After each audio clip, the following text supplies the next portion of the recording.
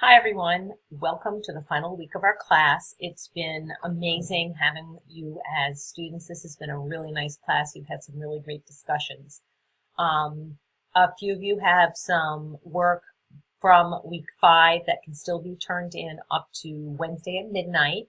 It'll be considered a late assignment, but you will get credit for it. So please make sure you get your missing assignments from week 5 in. As we start to wrap up this week, we're going to be talking about standards and we're going to be talking about observations and assessments.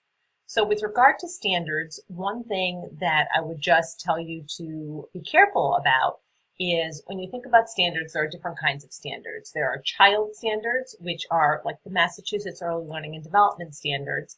And then there are program standards, which the National Association for the Education of Young Children has, which are standards related to the environment, the curriculum, the teacher, and those kinds of things. The child standards are really what children should know and be able to do.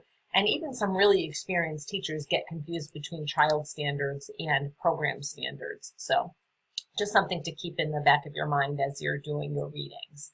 The other thing we're going to learn about this week is we're really going to talk about observation and assessment. Really important. And I know that I've commented on many of your papers about intentional teaching, and observation and assessment is really part of that cycle of intentional teaching.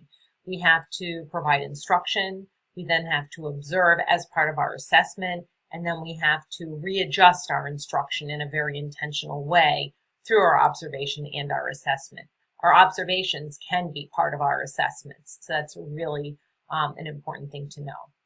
The one last thing I'd like to mention too is to please make sure you complete your course evaluation. It's super important to me that I get feedback from all of my students, because just like I've encouraged you to be reflective in your practice, I'd like to model that and be reflective in my practice. I'd like to be able to make suggestions to BAPATH with regard to the courses and what would be most valuable to you.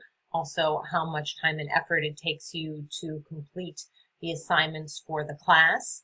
I want them to be useful and real life and helpful to you. And also feedback to me about, the assignments that I send back to you and the feedback that I give you. Is it valuable? Is it too much? Is it not enough?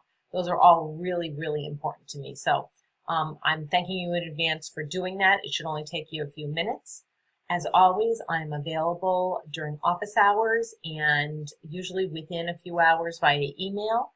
If you need to speak with me, don't hesitate to drop me an email and we'll set up a time that works for both of us.